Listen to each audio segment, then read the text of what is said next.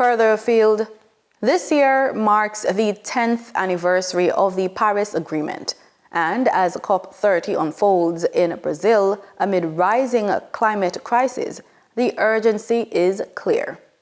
Developed countries are working to meet their emission reduction targets, while intensifying disasters and record temperatures threaten communities worldwide. Our reporter Marlon Samuels examines the facts, global efforts, and Jamaica's resilience in facing this urgent crisis. Rising global temperatures, melting glaciers, and more frequent weather events all point to a changing climate driven largely by human activity. From burning fossil fuels to deforestation, our actions have significantly impacted the planet's delicate balance. Climate change is real, and it's accelerating. The last few decades have seen unprecedented warming, with serious consequences for ecosystems and communities worldwide. The scientific community overwhelmingly agrees it's one of the most pressing issues of our time and a real phenomenon. Both the scientific evidence and the facts in reality have shown us there are more frequent droughts, more extreme weather events happening around the world. And in China, for example, in the last several years in Beijing and northern China plain, where we used to not have severe floods, we experienced severe floods in both in cities and in rural areas, rural areas around Beijing. For major players like China, tackling this global crisis is ongoing. China has emerged as a leader in renewable energy development. They have invested heavily in solar and wind power, aiming to reach carbon neutrality by 2060. Major cities are adopting electric public transportation, and the government is phasing out coal plants in favor of cleaner energy sources. While challenges remain, China's policies reflect a commitment to reducing emissions and leading by example.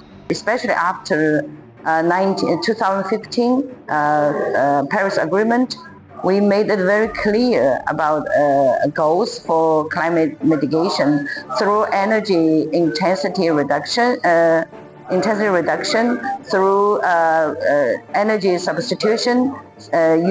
For example, substituting wind and solar energy for fossil fuel energies, and we also use forestry as a key sector for climate mitigation through tree growing, forest expansion of forest area, and increase in forestry quality.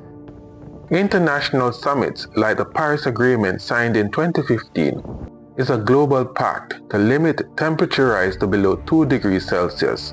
While many countries have made commitments, progress has been uneven. Some nations are on track, while others lag behind, citing economic or political hurdles. Recent reports suggest that global emissions have continued to rise, indicating that more aggressive action is needed to meet the targets set forth. Each country assesses their own contribution through considering their economic stage, their political and social feasibility, and I think this is more reasonable than just simply giving them assignment. For small island states, climate change isn't just an environmental issue. It's a matter of survival. Jamaica is investing in renewable energy, such as solar and wind, to reduce dependency on imported fuels. Coastal communities are adopting climate resilience infrastructure to withstand hurricanes and rising sea levels. International aid and partnerships are also crucial, helping these nations adapt and build resilience.